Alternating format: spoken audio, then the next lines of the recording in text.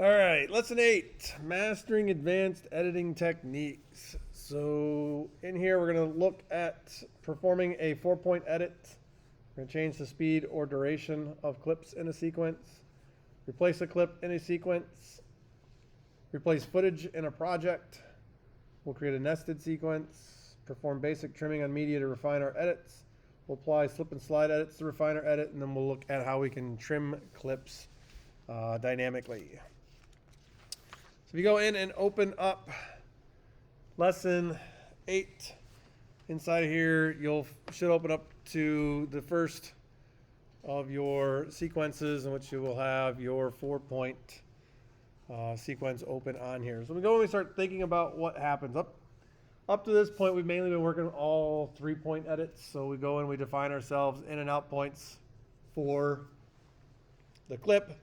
We define a location in which we want to place it, so therefore that's the in point inside of our sequence, and we drop it in there and it takes up whatever time it goes in and takes up. But what happens when we go in if we have a set area inside of our sequence we want to replace, and we decide on a set area of a clip we want to replace? With that creates us a 4-point edit. Now, the problem that we have with that is most of the time we go through and create one. We're creating a space inside the sequence we want to replace, and the clip itself isn't going to be the exact same duration. By that, we're talking about seconds or frames or just total frames in general. So when we go through and we attempt to do that, what's going to happen with it is we're going to get a few options available to us, and that's going to come up in the Fit Clip dialog box. So that pops up. On those choices, it's going to give us change clip speed, which is fit to fill. Now with that, what happens is that Premiere assumes that you intentionally have 4 points in there for the edit. And that's the only one that truly remains a 4-point edit, is if we go in there and we deal with the fit to fill. So we're just asking Premiere Pro to take what the source is and where we're placing it in the sequence, and just whatever you have to do. Extend, make it play longer, make it play shorter, just make it fit in there because that's where I want it to go to. Away from that, all Premiere Pro does is take what we would consider a 4-point edit and turns it into a 3-point edit. So with that, we're going to get the option to ignore our source in point. So therefore, from the source monitor, we have our source and in and out point. We're just saying, hey, just ignore the in point. So we have the last frame of that is there, and it's designed to match up with what's coming after it. So we can go ignore the in point. So it's going to drop it in from that end point or the out point, and we'll play it all the way back, and then it's just going to clip it. The other thing it's going to do is actually going to ignore then the out point. So at that point, it's saying, okay, we want the beginning of the source clip.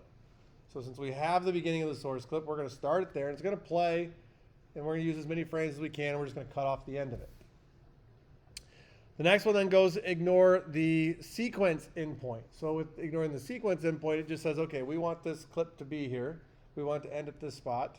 So then it's going to go ahead and insert it so we have the entire source.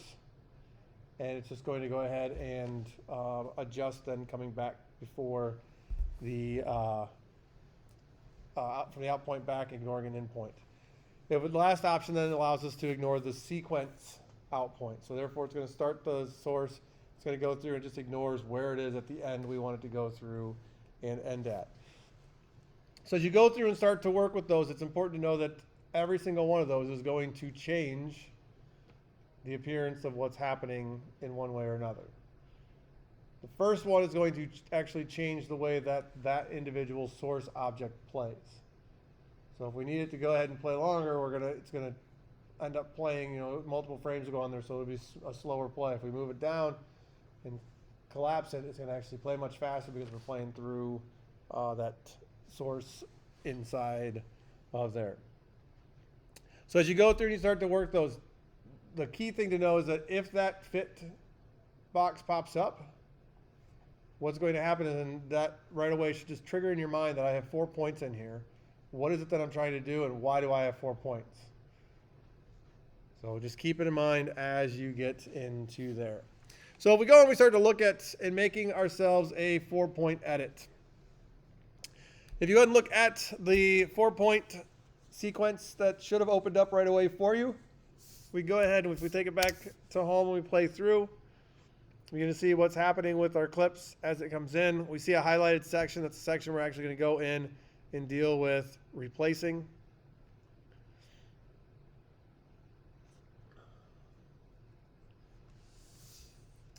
So those are the clips that are in there. It's going to end with a crossfade. So we see that we have this highlighted section that is there. So as we go in and we look at that, we can see how long this goes through and plays. It's 26 seconds and 10 frames. So if we come in here and we start to look at where is our in point and our out point inside of here. So we go to our in point, it's sitting right here at the 808 mark. If we go to out point, it comes over here to the 1012. So what we end up having with that is you'll see, since we have a selection inside of here and set in and out points, so we're really selecting what area it is we want to go ahead and deal with our edit. You're going to see in the lower right hand corner we have a duration. The duration is just coming up there just like we do when we start working with clips setting in and out points. It tells us what the duration is between the in and the out points. So 2 seconds and 5 frames are over in that area. Now if we go ahead and we come over inside of our project panel, there's going to be a bin inside of here called clips to load. Just going to double click on that so it opens up itself in its own little panel here. And these are the ones we're going to go in here and get started with. So if we come in here and start to look at it, we're going to find the one called LoRa 04. So it's right here. And with this, let's go ahead and load that up inside of our source monitor. Now we go in and we look at this. It has an in point and an out point that is set. So right there's the start of it. If I go ahead and play it so we can see what's happening with the clip. We can see what it is going through and going to be using. And what we'll also notice over here is our duration. Now we can recognize as we look at the two, we have one that's 8 seconds and 4 frames. That's our source. And inside of our sequence, we have 2 seconds and 5 frames that is ultimately selected inside of there. So we go through and look at it. The difference between those two becomes a major deciding factor in what it is that we're going to do with that. Because there's a drastic difference in it. Essentially, we're talking about a clip that's 4 times the length of the spot in the sequence that we've gone in and selected. So if we go ahead and come down here, what we want to make sure is that we are patching this into our video 1 track. So if that's not turned on, let's go ahead and select it. So that we're going to go ahead and patch into here. There isn't an audio, so we don't need to worry about the audio track on here. Now what we want to go ahead and do with this, we're going to go ahead and we're going to tell it to overwrite. So remember inside of our source monitor, we have our insert and our overwrite. We're going to go ahead and tell this to overwrite. Now the moment we go ahead and we click on that, this is our fit to clip. So our fit to clip is going to go in here and work off of all of those options. Now you will see it says always use this choice. So you can go ahead and do that. I don't suggest you turn that on. It's just like most things in life, always and nevers.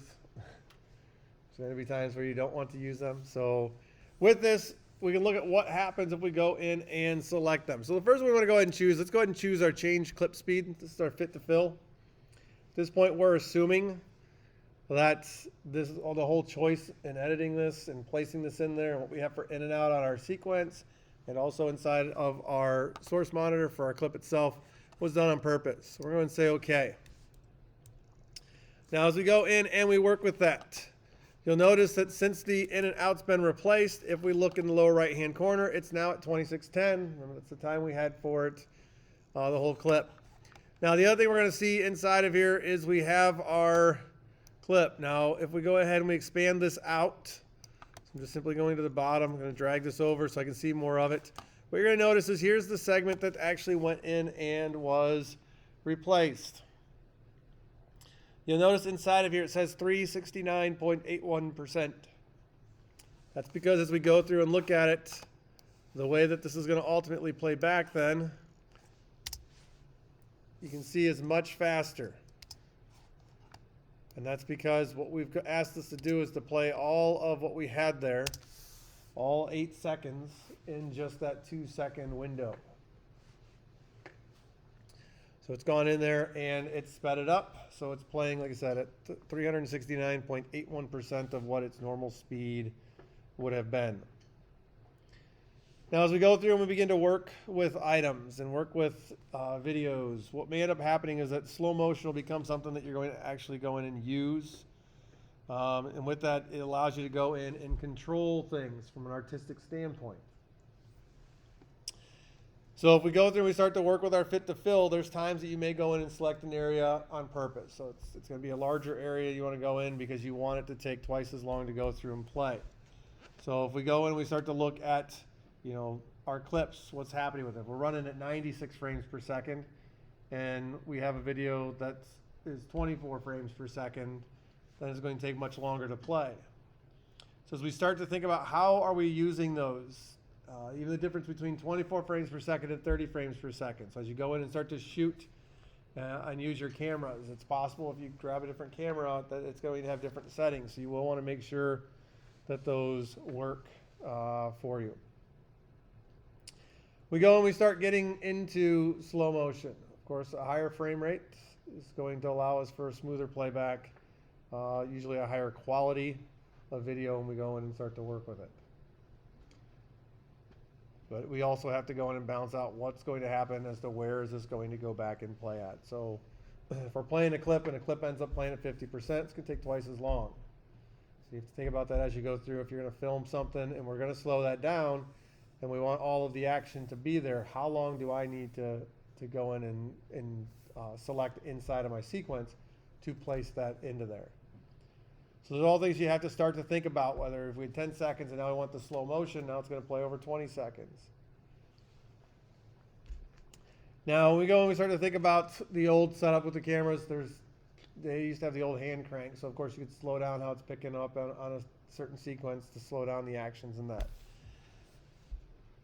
But as you work with it, make sure that you really think about what's going in there when you get to a 4-point edit, or also as you go into add them in, make sure there's a purpose for what it is that you're doing. Let's jump into the O2 Laura in the snow. So this will be our second sequence on here. We can see her going through here and walking. So what we're looking at on this clip is playing in slow motion. The reason why it's actually going in here is this was originally actually gone in and filmed at 96 frames per second.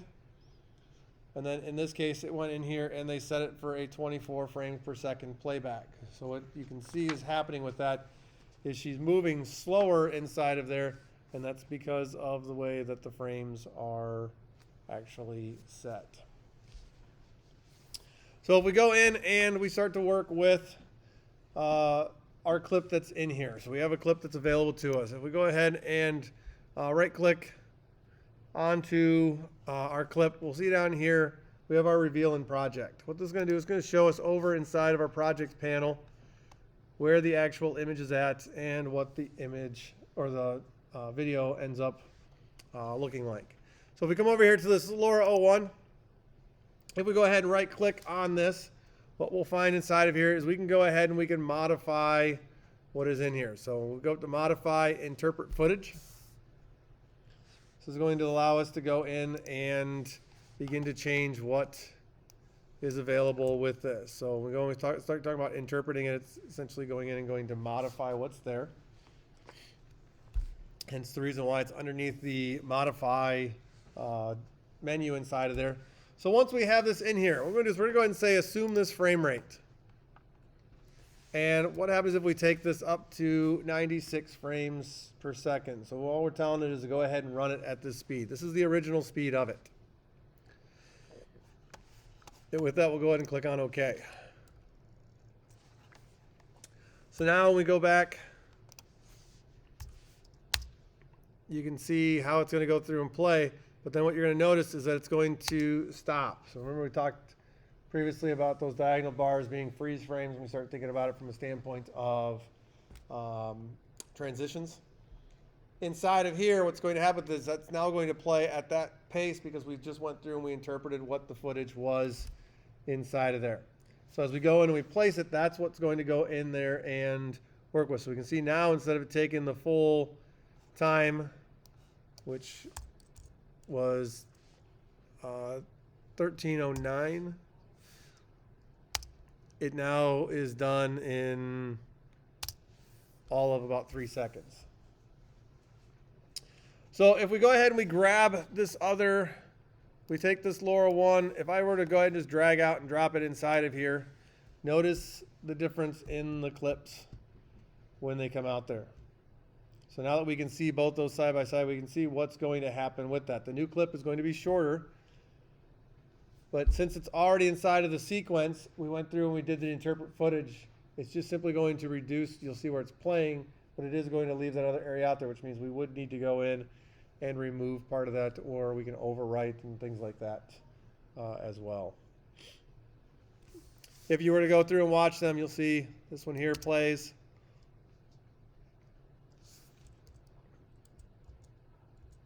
If we play this one, you can see they're the same clip. They play the same, but since one was already inside of the sequence, the issue that we have with that is that it's going to still maintain and take up that entire space that was there. Now we could go into this other one and we could actually reduce the way that this plays. So we could play this back down at 25%, which will then extend out how much it goes through and plays as well.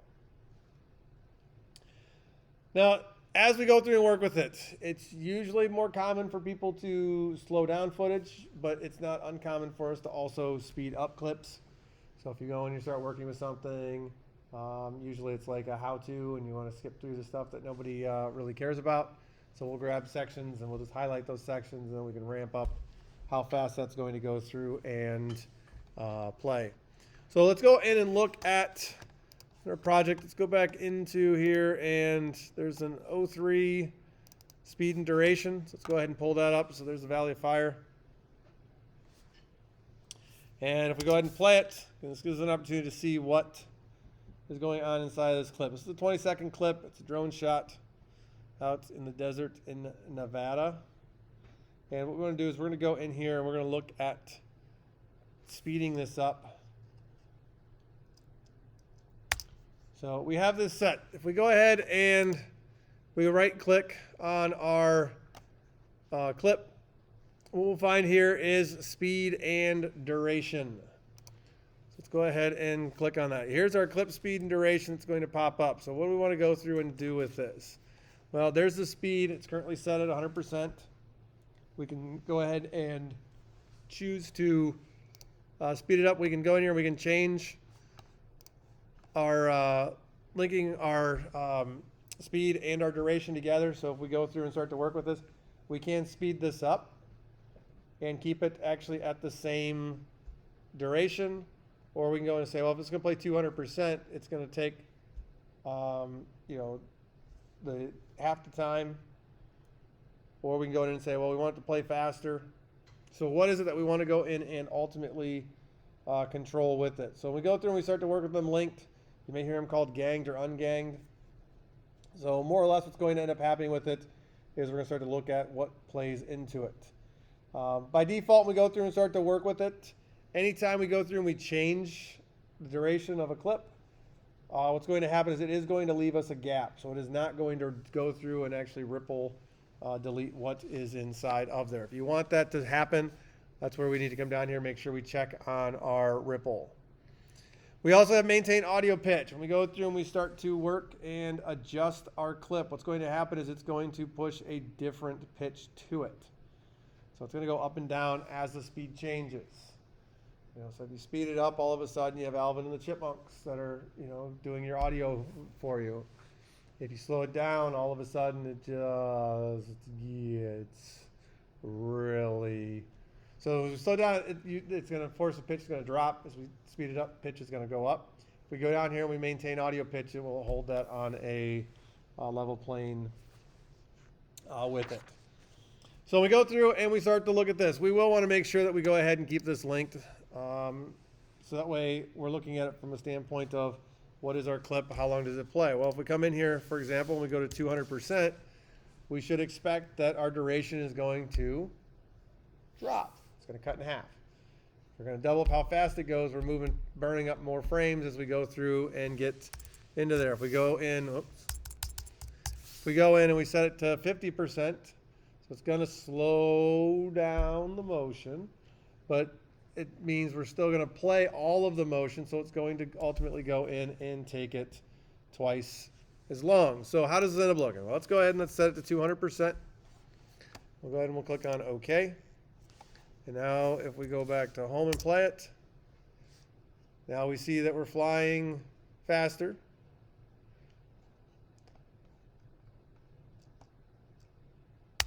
What you'll also notice is once again here in our brackets, we see 200% indicating to us that we've actually gone through and adjusted that.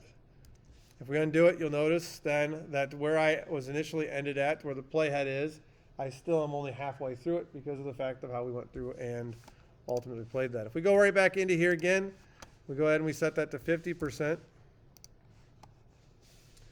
You can see then here how fast we ultimately go through and play. So now we're getting that slow motion.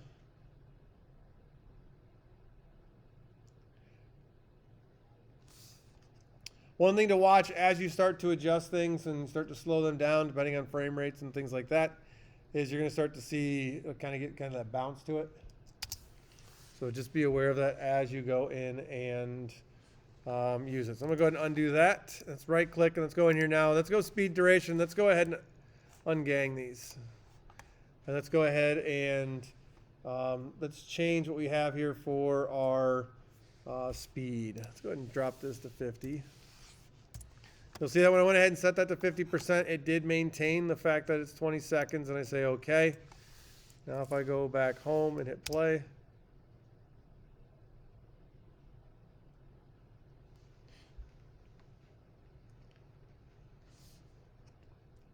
so it's going through, it's playing this, but it's only going to get to the 20-second mark. So it's at 50% speed, so therefore we go through, if we were to play this, remember back when we had a gang, they went twice as long. As you go through and work with this, sometimes you're going to go in, you want a special effect, you want to maybe slow something down, but you don't want to play with what you have for the overall edit. Similar situations when we talk about a 4-point edit, the fact that you don't want to play with how much extra time it takes up, so you're okay with choosing something and placing it in there. Now it's odd that we'd go through and choose something that would have a 400% essentially change. But at times you may select stuff and it may get to the point where you're playing it back at 96% or 104%. Just depending on the space and what you have in there, and there may be a key action you want to have in there, so you go ahead and play it. So you can get away with a little bit of a shift depending on how much action is actually going on with it. We get in, we start working with speed and duration, and we go in and we start editing the speed or editing the duration alone. It is going to be a lot of trial and error for you until you get something that looks and works the way that you want it to end up being. Now what happens inside of here if we go in and we say reverse speed?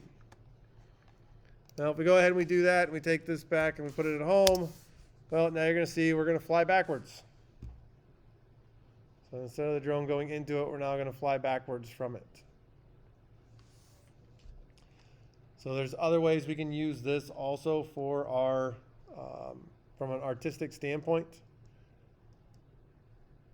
I mean, if we're dealing with something, the focus is on action, it's there, and then we want the appearance, of course, that we're leaving. If all we have is a shot going in, we can simply go ahead, run that in reverse, and allow it to pull out and away from everything that is there.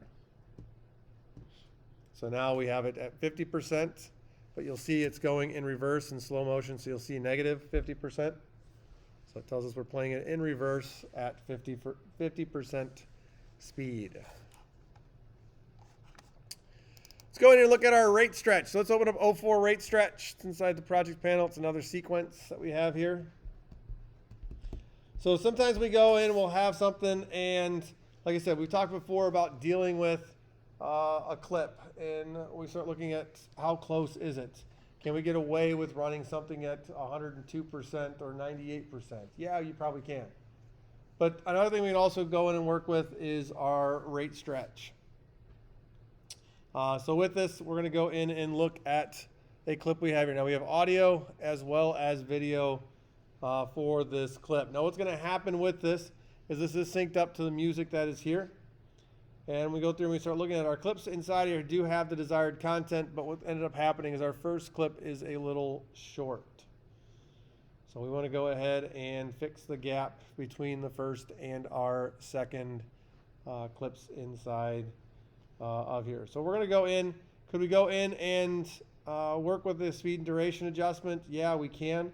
But it's going to be a little bit easier for us, especially in something like this, to go ahead and use our rate stretch tool to actually just move the end of the clip down and fill up what we have for that available gap that's inside of there. So if we go ahead and play this, we go back to the home and play it.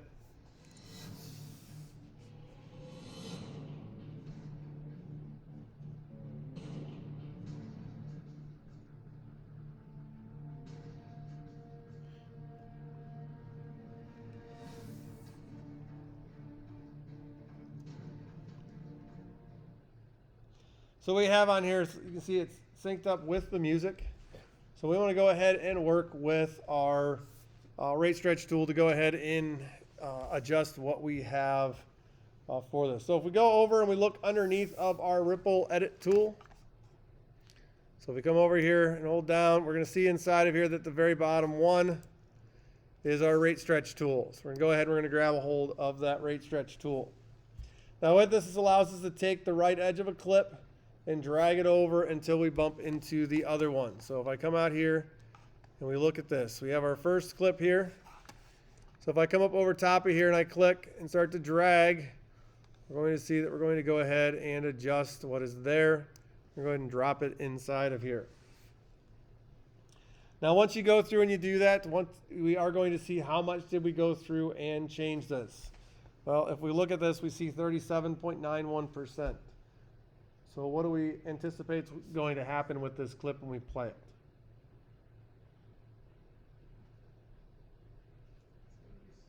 It's going to be much slower.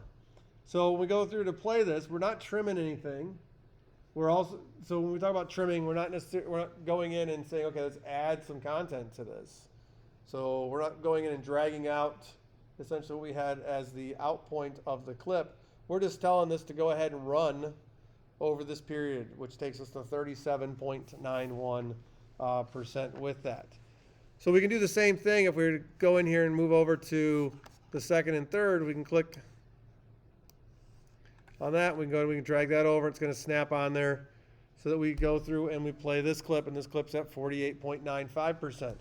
Now, this is something that you can, of course, utilize inside of a trailer in that. So since we're not really focused necessarily all the time on the actual live playing at a full speed, it's possible that, again, for dramatics, we can go in and we can slow things down.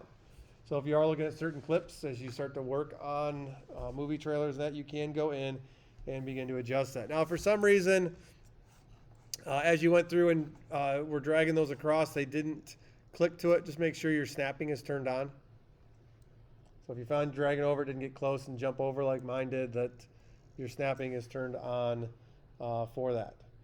So now you'll see it goes in there and allows it to go over, and it meets up with that third clip.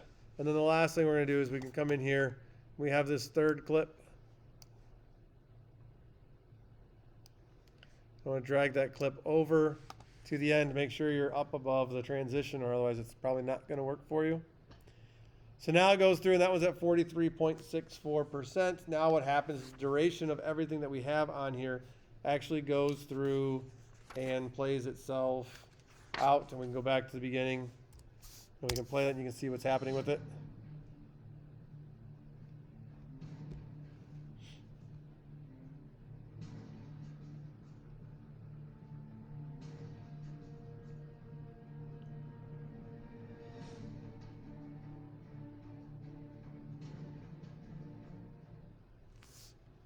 So you can see as they go through there and they play there that some of those ended up being a little choppy.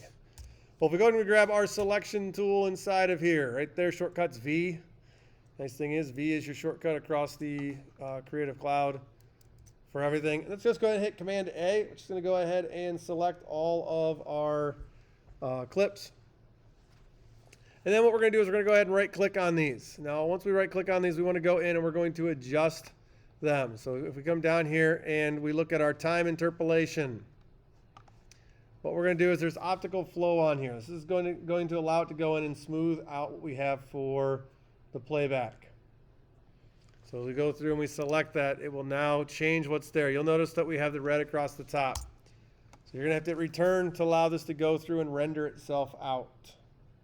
Remember, we have the preview by pressing space bar.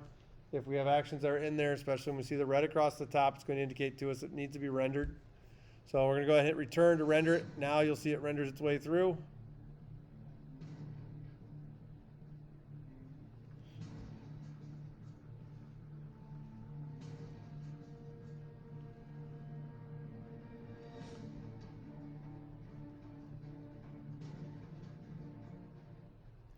Now, as you go through and work with it, there are other things inside of there we can work with. You can look at using the frame sampling renderer, things along those lines to try to preview it a little differently so you don't have to go in and constantly be rendering it out.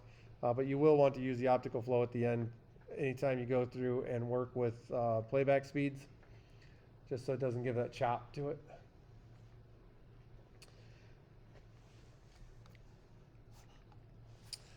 All right, so we go in and once we have clips into it, we're going to put things in there. Sometimes we even put items in just as placeholders. So we know we want something to be in this spot, and then this spot, and this spot. Based upon what we have for our audio is typically how I end up using them. Where I go in and I do a storyboard build, and with that I have just clips that are placeholders, or I even have just blank image type things as placeholders.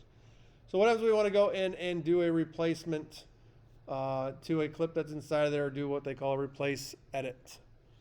So let's open up our 05 replace clip. And inside of here, we're going to go in and look at what's available. So we have our Dragon Boat Races.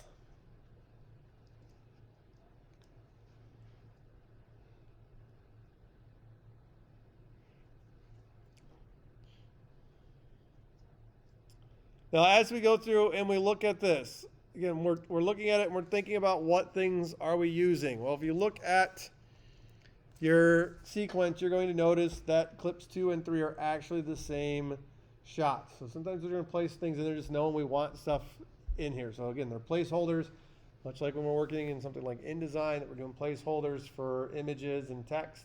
Same thing can happen in here. We might lay this stuff out, start working with it while we still wait for images to appear inside of a drive, or for somebody else to upload those. So what we want to do is we want to go ahead and replace this first instance of shot 4. So this one right here is what we want to go in and ultimately replace. So what we're going to do is we're going to go over into our clips to load. So we get into our clips to load bin. And inside of here, we want to go ahead and replace the first clip of that, so that shot 04 with this boat replacement. So we're simply going to drag this over, and if we go over on top of our clip, what we're going to see here is it's going to show us what's happening with everything. What do you notice while this is sitting here? It's much longer, right? So since this is much longer, we actually want to go ahead and hold down Option. Once you go ahead and add Option to it, you'll see it goes from being this big long clip, and it goes in to be just with the boundaries of what we have on shot 04. So what this is telling us is we want this clip to come in here and replace what is inside of here, but only use the area that's the length of what we have with it. So once we got that modifier key down, we'll let go of the mouse first, then let go of your modifier keys. Remember, anytime you're using a modifier key, you want to release the mouse first. Otherwise, what will happen is if you let go of the modifier key beforehand, it's going to go ahead and come out of that. And when you drop it down, it's going to wipe out everything else that's there. Now, if you go back to home and you play it, you're going to see what ends up happening with this. So we have the same effects and everything that were there applied, but we have a whole new video going through there. What's really nice about that is actually a way that we can quickly go in and start to see, different things. What's it going to look like as we go through and play them. So again, that's a real easy We have stuff in there. That's also where we can go in, like I said, and we can drop stuff into there. Remember, we deal with still frames. Most still frames are loaded in there, so if we have an image dropped in there, usually it's defaulted out at 5 seconds. So we can go through and we can have something in there if we wanted other stuff in there, images. Well, you can quickly go in and replace even what's inside of those by going in and dropping. Then you can drop a video in there. It'll automatically then take 5 seconds of that video, starting at the beginning and working its way through. Now, what if we go in and we want to work with an edit and we want to synchronize as we replace that. So let's jump back over in here. Let's pull up our 06, replace edit. So as we go through and start to look at this, here is the same sequence that we already went in and adjusted back with our replace clip. So this is the same as the start of the 05, except for we haven't done anything else with that. So we want to go in and deal with making a change to what is here. So let's go to the 6 second mark.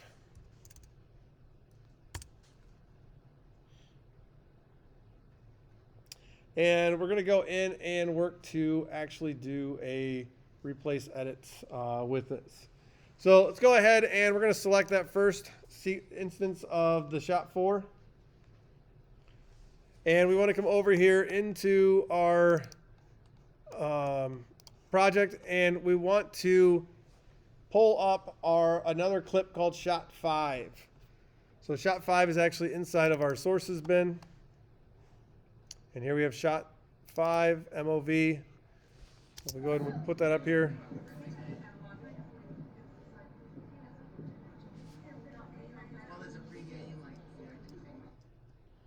So what we want to do is we want to go ahead and put our timeline out here. You'll see they gave us a marker to work off of. So we'll go ahead and we'll bring this over here towards that marker. And what we want to end up doing is we're going to end up taking part of this clip then, and we want to go ahead and put it inside of our timeline. So let's go ahead and let's come down here and select our timeline. With this, we're going to go ahead and we have our first clip here. So there's our shot 04 down here. So what we want to do is we want to go ahead and we want to replace this clip. So what we have is we have some options to work with. So we can come over here to our clip, replace with clip, and then we see from source monitor and from source monitor match frame. Now in this case, if we choose from source monitor, it's going to go in and just take the clip from the beginning and drop in and match up the distance. We have a certain area here that we know that we want to use. So we've defined that based upon where we put the playhead at inside of our source monitor. So we're going to go ahead and choose clip, replace with clip, from source monitor, match frame. So the frame that we're currently seeing inside of our source monitor becomes the first frame down inside of our timeline. So what's happening with this is we've gone in and we've placed it. Now if we go through and look at, we can see where we're at. So matching frame, I should say, is matched up. We have playhead to playhead, playhead source monitor, playhead in our timeline. So that way in the middle of it, this is what we're seeing. If we had gone to the very beginning of it and had the playhead inside of our timeline over at the beginning of the clip, then, as I mentioned, it will match up where the playhead is inside of our source monitor, and it'll play out from there as it goes through inside of the sequence. So it will change what is there, and as it goes through and plays, we still have the same adjustment layers and everything at the top. But we'll see now we have the dog coming in there as opposed to the second of the shot 04.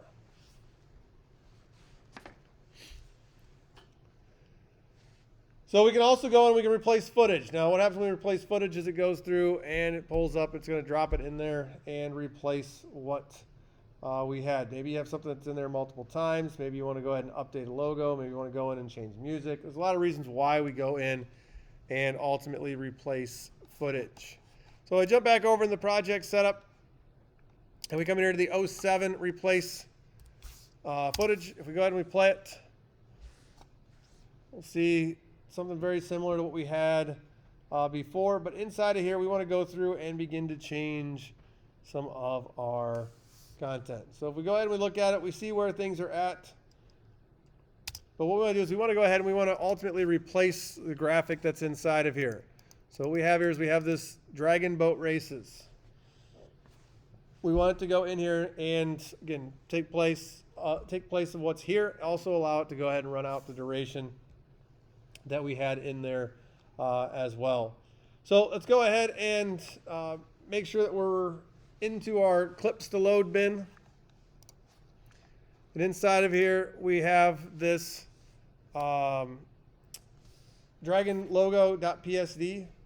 And we want to go ahead and we want to fix with what is out here. So this is the one that's currently out there. And we want to go ahead and replace it. So we have the dragon logo. Remember, this one's been placed inside of there. That's not the one that we want anymore, though. So if we go ahead and we right-click on here, we have the option to replace footage.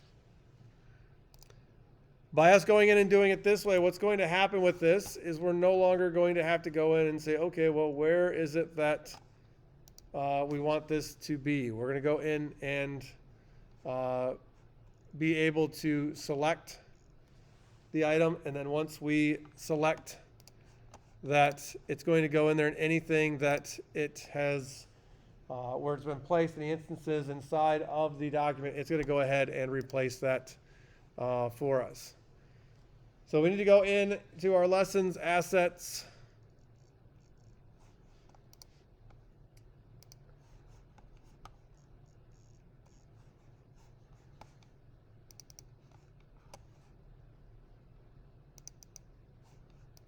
And we should have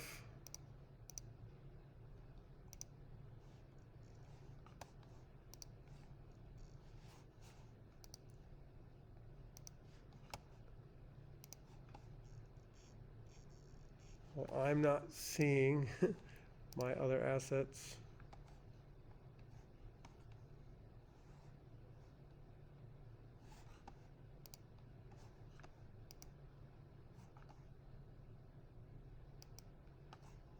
There we go. Assets, graphics, dragon logo fix. There it is. All right, so now we have the other one selected. Once we go ahead and we click on open, what you're going to notice, two things happen. First off, we see that inside of our clips to load, notice that this became dragon logo fix. And the other thing that occurs is then it replaced it on there. So that's why we see now it says Dragon Boat Races 2018.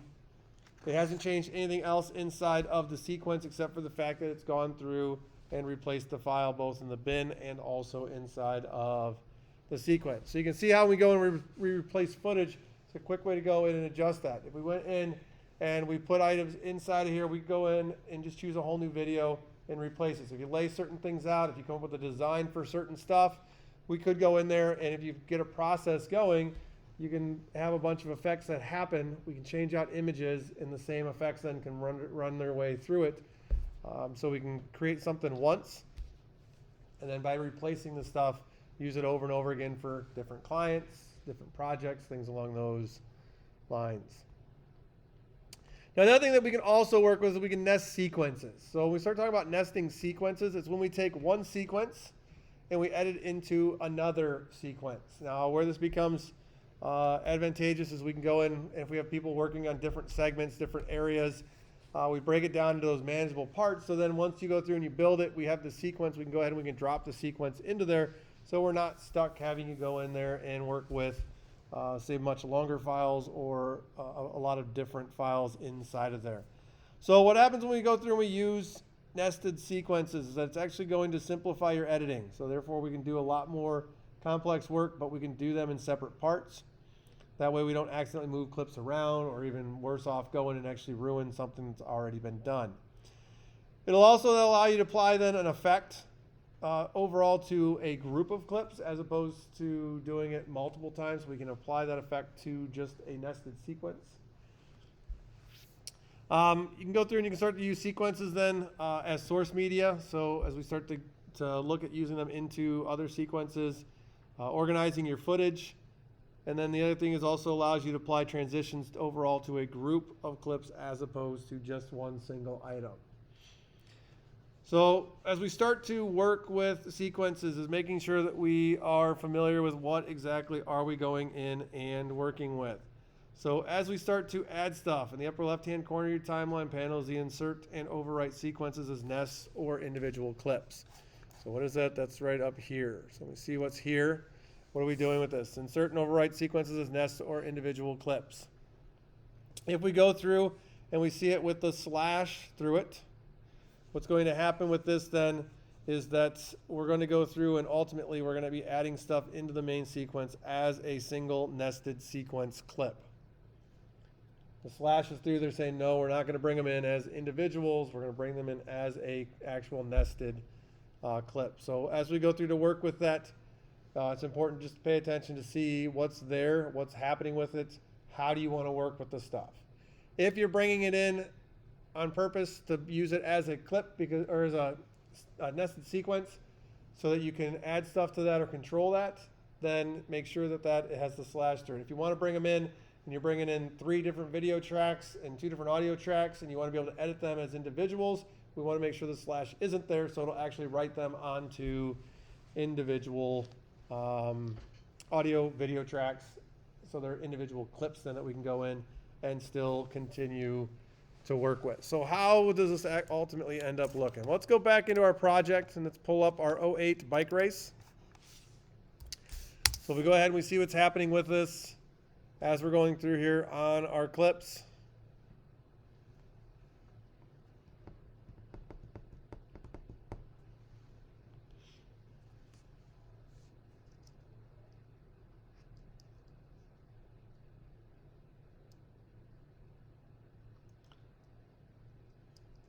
So what we want to do with this is we want to go ahead and we want to set ourselves an endpoint at the very start of this sequence. Because we have to set that. It's just going to allow us to go in and define what's here. So we're just going to go to the very beginning. I'm just going to hit I. So we're inside of our timeline. We hit I. That set us an endpoint for the sequence that we have down here. And let's go over and open up then the 09 race open. So we open up that sequence. What's in here is we have a sequence that's set. We can see with the additional graphics that are on here, we can see audio that's in here. There's 2 audio tracks. And we want to be able to go in and bring in what we have for our the clip that we selected, or the sequence I should say we selected out of bike race. So we're inside of here. What we want to do is we want to go ahead then and jump into our project panel. So we have our race open. That's selected. And if we come up here and we look, so we have set for our bike race. So as we go in to bring that into here, we want to make sure that we're going to go in and we're going to go ahead and target what we have on our video 1 track. So as we come in and we place this, that we're going to place this into our video 1. So our video 1 header is ultimately selected. So how do we want to go in and bring this information over to us? Now when we start looking at dealing with our edits, is that we want to be able to grab the stuff based upon our endpoint, and then where exactly are we going to place this or put this into our other edits. So right now we have our bike ride. We have this set into here, and we want to go ahead and import or insert edit based upon what we have for our sequence.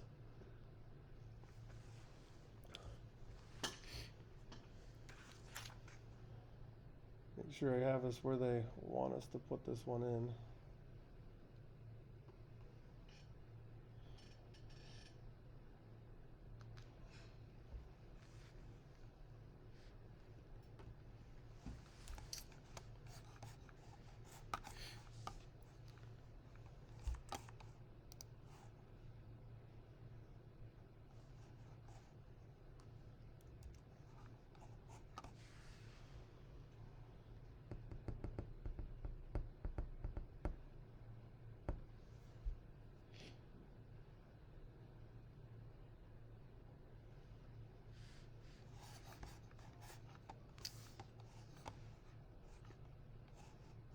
Back into our bike race. I'm just making sure which way they want us to.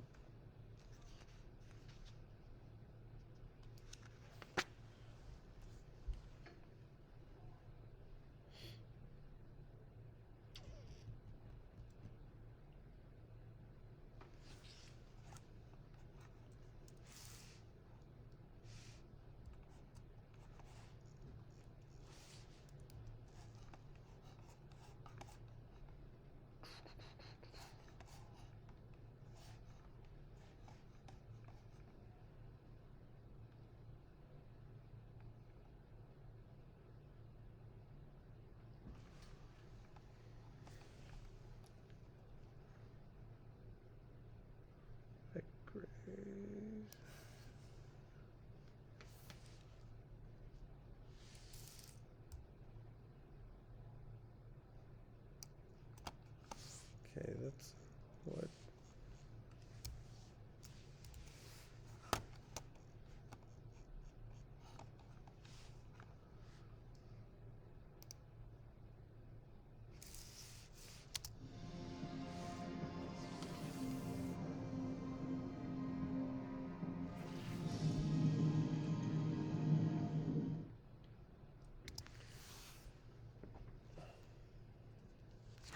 So with that one, when I brought that one in that way, because I brought it in via the dragon from here, working off of what was set. They have it coming in a different way as to how they want, because it needs to come in. It should come in here on video track 1 is where they want that to work, but it's not.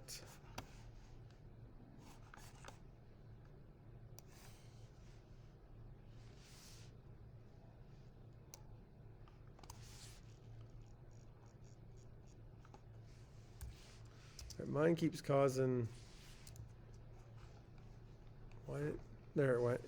It went in there. Now it went through to delete when it went to run it. So we go to it, bring that in there on that first video track. So as we drag and hold it over there, if we hold down comma, it's going to do the insert edit. So it's going to insert and should push everything else over. But mine kept wanting to delete my file.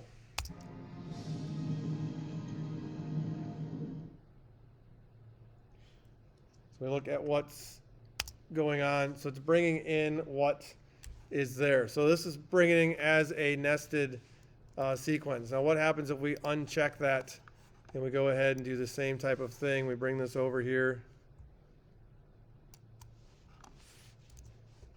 We can see that if we don't have it nested,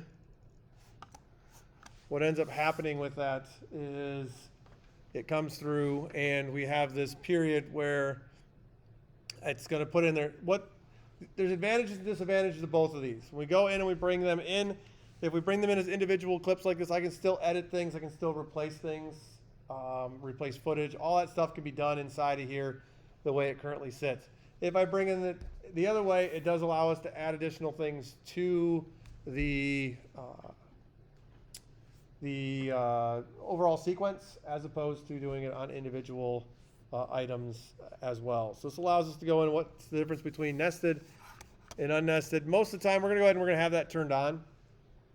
So that way if we're bringing a sequence into another sequence, the goal is that we probably do want to go in and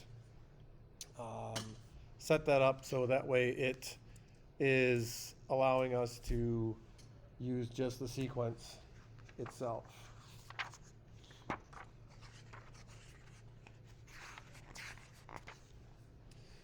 So it's going in and working with our nested sequence. Now we go through and we start to work with trimming. So when we go through and want to adjust a clip or how it's actually used inside of a sequence, that's when we're talking about trimming. We're trimming what's there. We decide what part we want to select. We select it. We make a clip shorter. We make a clip longer as we go in and begin to use what is there. Sometimes we go through and we start trimming stuff. It's going to affect only one clip.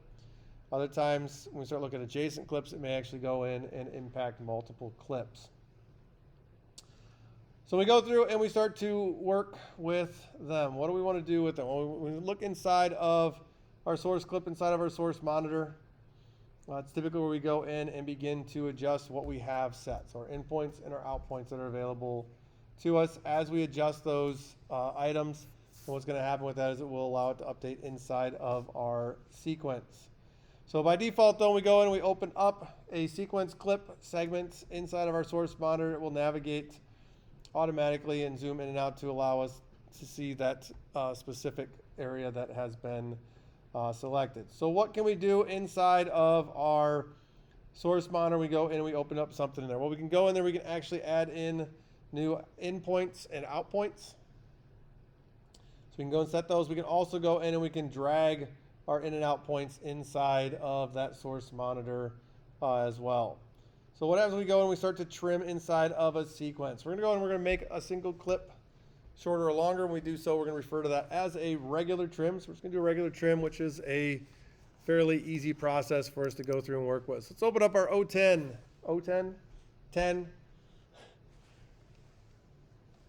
sequence called regular trim. And once you open this up, as always, when you start working with stuff, it's an essential file. Play it a little bit, see what's in there, review what's available to you. What we're going to do with this is not uncommon at all. This is something, as I said, it's called a regular trim for a reason. You're going to find that as it goes in and plays, that when we get to that last shot, it's actually going to end up cutting off before the music actually ends. So all we're simply going to do is we're going to take the selection tool, we're going to go over the end of the last clip, and we're going to go ahead and we're going to drag that out. So now we can see music plays. So if we go ahead and we come over here, once we get over top of the end, again, we're going to be up. If you get over top of the transition, I've had issues with it allowing us to adjust it. So we're going to go ahead and go away from that. We're going to click. We're simply going to drag this out. And as long as you have snapping turned on, it's going to snap to the end. And then you'll see that we can see the rest of what is there. Now what's ended up happening with this is as we went through and worked with these clips, if I were to double click in it and place it up here inside of our source monitor, what you're going to see with that is there is the in point, end point, in point, out point.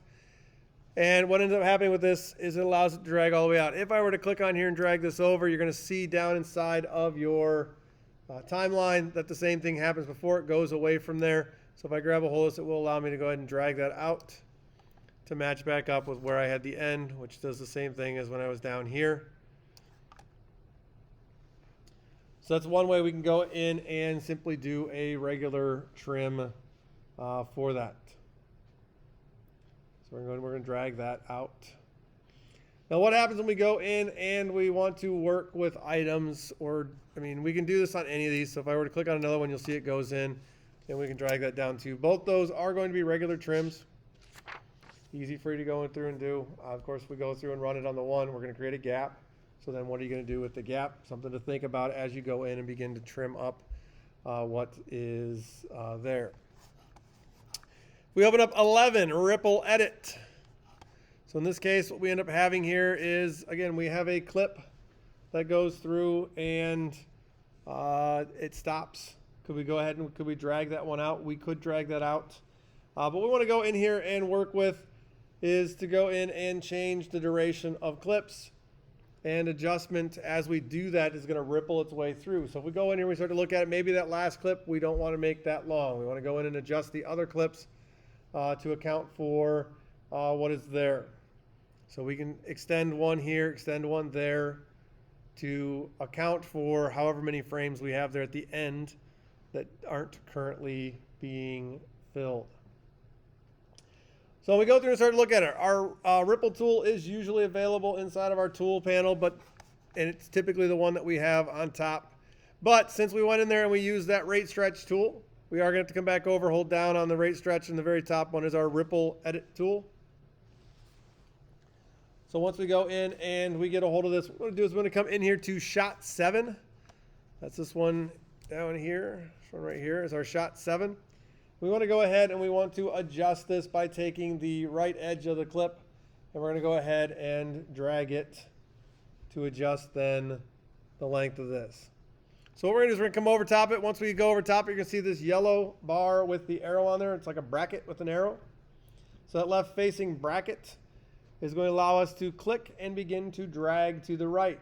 What happens as we start to drag to the right? We'll start to see the time code show up and the tooltip indicating to us what's happening with that. How much are we adding onto it? And what does it do to the overall duration of the clip that we are currently going in here and dragging over? So what we want to do is we want to go ahead and add ourselves 1 second and 10 frames. So we're going to drag that to the right till we see 110 show up. Now, if I'm zoomed out to where you can see this all, as we go through and play that, you can start to see what's going to happen with our clips up there. So we see the 704, it's going to jump into that next clip. The next clip goes for 310. So as we look at it, those are the 2 frames that are going to be side by side. So I'm going to go ahead and release that. What's going to happen with it, if we look at the edit point, so there it is on the part where that boat's coming in. If I simply take this over 1 frame, you can see the 2 frames that it showed us are right here. So as we go through to choose that, it does allow us to see what's going on with the individual clips as they go through and run. So as we go through and begin to work with them, we can go in and adjust some other ones. So let's add 2 seconds onto, or another onto this 7 if we wanted to. So let's take this one and drag it out even farther. So let's take and add another 2 seconds onto it.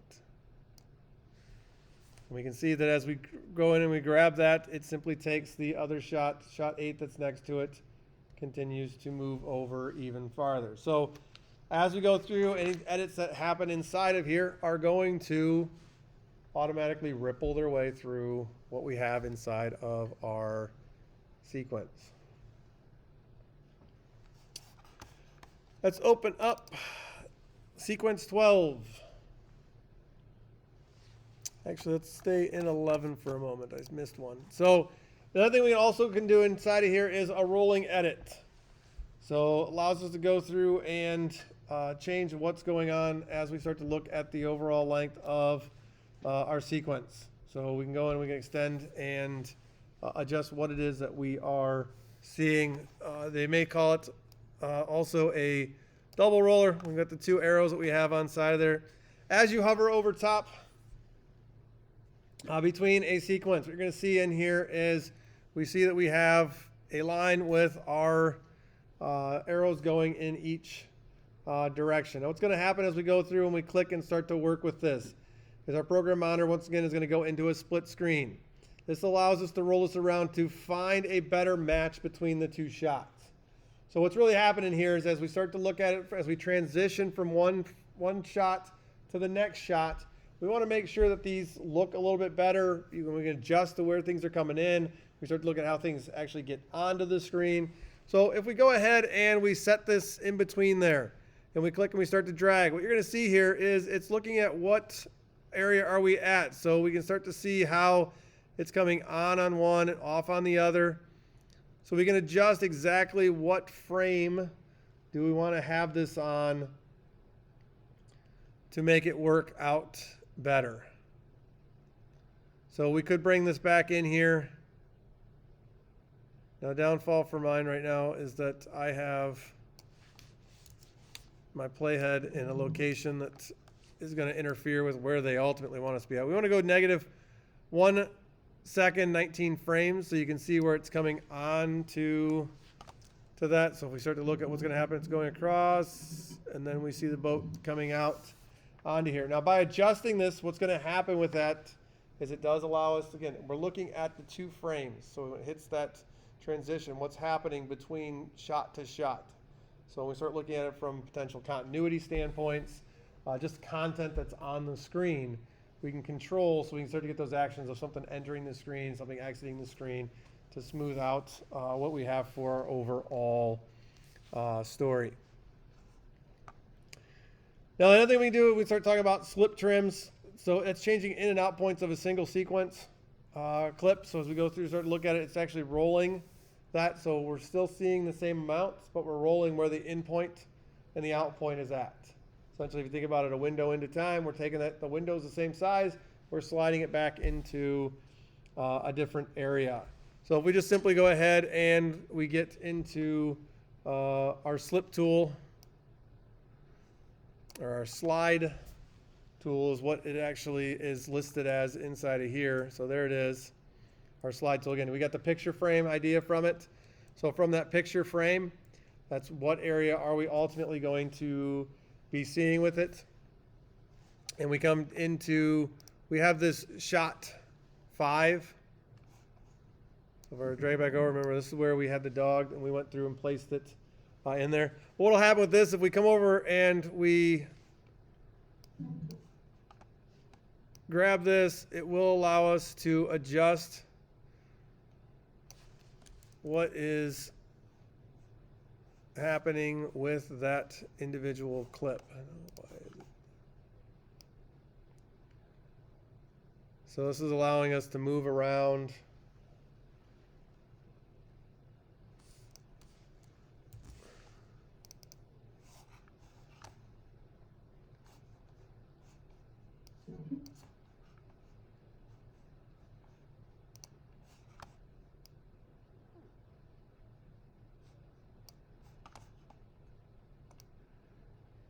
It should be allowing us to go in and change what we have for the in point and the out point of our dog clip.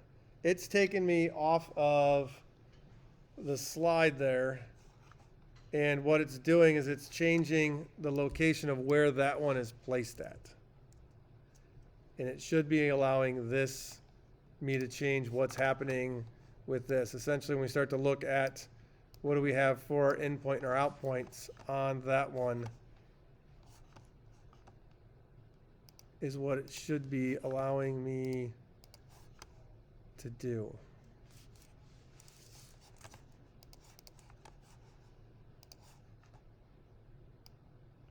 So what it should have is these should be flipped. We should actually be having the smaller ones should be the other one, because we're not actually, you can see this one, the clip still is the same length in the same location, when it should actually be changing what we're seeing for the actual clips down there. So I'm gonna have to look at why that's not allowing that to slide around inside of there. Let's go this way. Okay, there we go. So as it's set, that's on me. With this, on the first one being our slip, so with this, and they changed up from an icon standpoint. So with this is going to allow me to go in and move this clip. So you can see what it's showing me, what the first frame is on the left, last frame on the right. And then if we come over and we go in here to our slide tool, this is going to actually move where that's at and go over and release what we have for the clip on the left and over on the clip on the right. So that's how we go through and work with our slips and our slides on them.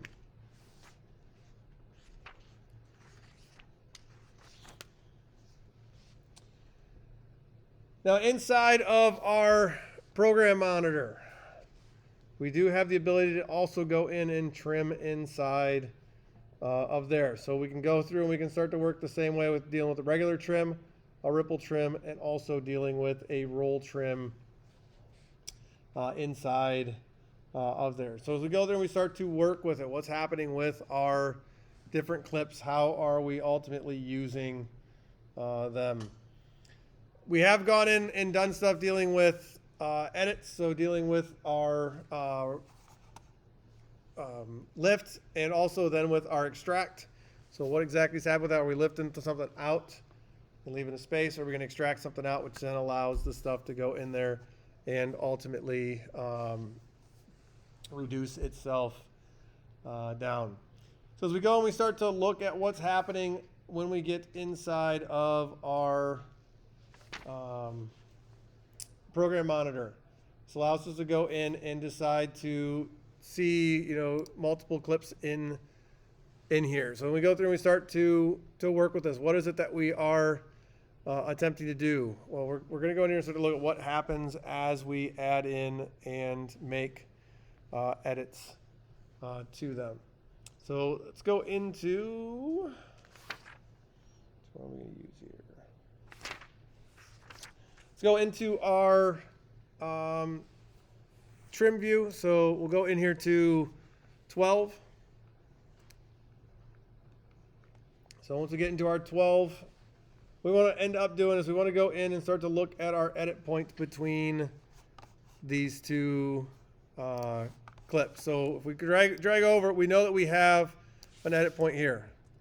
So we can see that we're going through from frame to frame, which is going to allow us to go in and look at what is available to us. Well, if we go in and we start to look at our edit point. So we're looking at the space that we have in between our points. So we have an edit point here that we're going to go in and make an adjustment to this. So if we go ahead and look at what we're working with. So our clips that we have two clips here.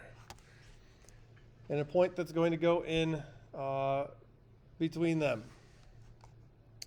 If I can get my edit point to come up. So if we go and we double click in that space, what you're going to see up here is what's happening from clip to clip. So how does it go through? That's the last clip or last frame of our clip on the left. This is the first frame to the clip on the right. Now underneath of it, what we have are controls. These controls allow us to go through. So we can apply a default transition to that. We can also go back and trim backwards one. So with that, if we do that, you're going to see it's going to go back. It's going back in one frame. So what we're doing is we're trimming. If you look on your timeline, if you go in and start to click that, you're going to see that what we have is it's going in there. It's trimming off the frames that are there. If I go through and add this up, eventually I'll get back to where I filled in the space. And it's going to take us back forward so that we have an additional frame going on the other side. So what exactly is happening as we go through and begin to use those? Well, at that point, what I'm doing is I was trimming what's here on this first side. If I go ahead and I come up in here between them, we're going to see the same thing. Our rolling edit's going to show up on here. Well, if I go ahead and I take this and I click in here and I start to drag to the right, you're going to see a change in the frame number on the left and also on the right. That's because what we're doing is we're rolling where that edit point is going to be at. So how many frames am I going to end up taking there? Now when we go through and look at this, what we're really looking at is A is on the left side, B is on the right side. A is what's active, B is what we're moving into. So if we go ahead and we adjust this, what we want to do is we want to go ahead and adjust our left side to an area that we want it at. So with that, once we bring it all the way back, you'll see that I've actually reached the end of video one. So when I've gone through and moved this back that far, that's all I'm able to end up seeing with that. If I go all the way to the right, eventually I'm going to might get to the end of it. I don't know how much is on that one. So this does allow us to go in and roll that edit so we can get that back looking the way that we want it to appear. Now we can do this at both of them. If we double click on the first one, where we see this set, so the same thing can happen on here. So we can happen at any spot inside of there. As you make those edits, you can see how it goes through and adjusts what is there. Now up and down allows us to jump between our edit points. So if we want to go in and we're going to roll these, and we want to adjust a bunch of different ones, notice that I don't have to do anything else with it. I can go ahead and roll through these until I get what I want.